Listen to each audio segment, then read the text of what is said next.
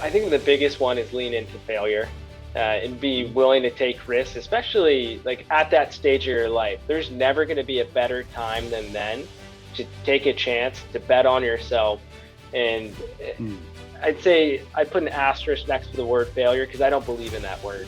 I believe anytime you have a challenge, a setback, or what somebody might define as a failure, to me, that's a learning opportunity. That should be a catalyst for you to learn something positive and grow.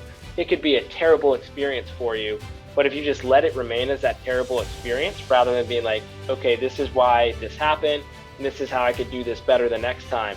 If you're always iterating, that's how progress is made. And I know I talk to a lot of aspiring entrepreneurs who are like, oh, but I'm just worried. What are people going to think? What if I fail? And I'm like, who's defining failure here? Like, there is no failure, because what many people don't know about startups is how often they pivot. Like, That's right. the founders that are typically the most successful are the ones that just kept going.